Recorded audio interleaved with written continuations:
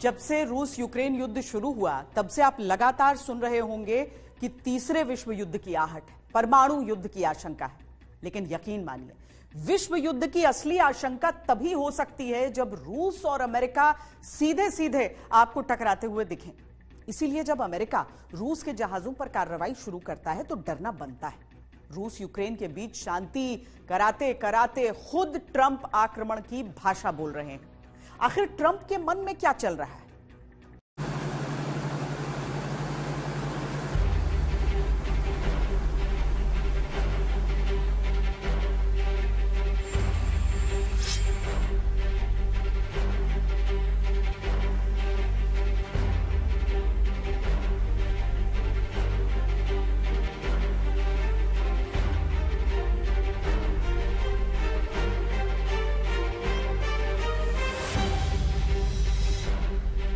Venezuela में कार्रवाई के बाद अब ट्रंप ग्रीनलैंड पर कब्जा करने की बात कह रहे हैं।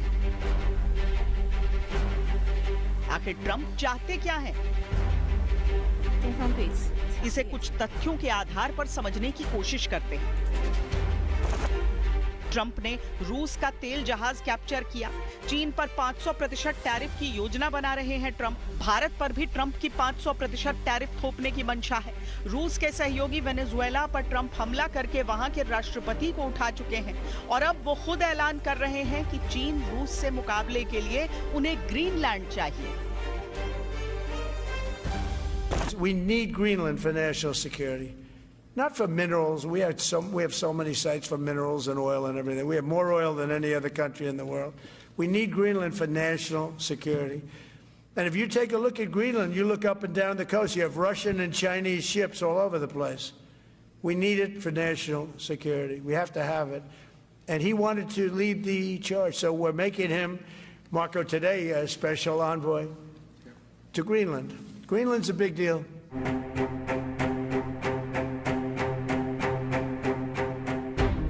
यहाँ कॉमन है रूस और उससे जुड़े देश। स्पष्ट है कि ट्रंप रूस की चौतरफा घेराबंदी कर रहे हैं और रूस को कमजोर करने के लिए ही रूस से जुड़े या रूस के सहयोगी हर देश पर शिकंजा कसना चाहते हैं। अमेरिका को ईरान की तरफ से भी अपना गल्फ कंट्रीज के जो एरिया है, जो मिडिल ईस्ट का रीजन है, वहां से भी उसको अनिश्चितता की नजर आ रही है।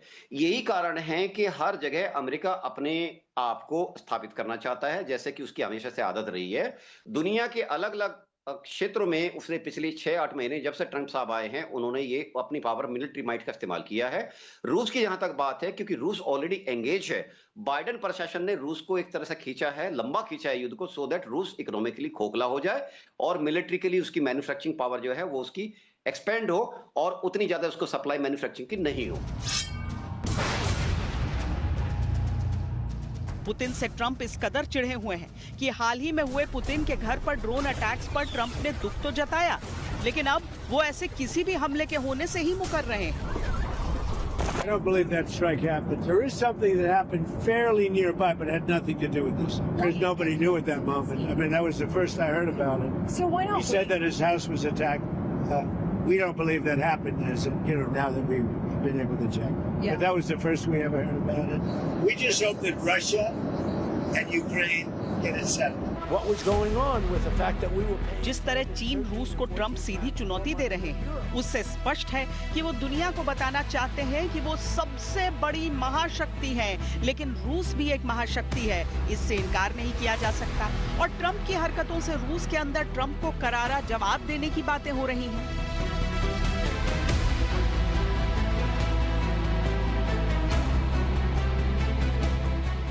रूस और अमेरिका दोनों परमाणु संपन्न राष्ट्र हैं। अगर इन दोनों देशों का टकराव और बढ़ा तो दुनिया संकट में आ जाएगी, क्योंकि दोनों ही देश सैन्य क्षमताओं के मामले में महाबली हैं। अगर केवल परमाणु बमों की ही बात की जाए तो दोनों देशों के पास इतनी बड़ी संख्या है कि पूरी मानव सभ्यता नष्ट हो जाए। रूस के पास 5,449 परमाणु बम हैं, अमेरिका के पास 5,277।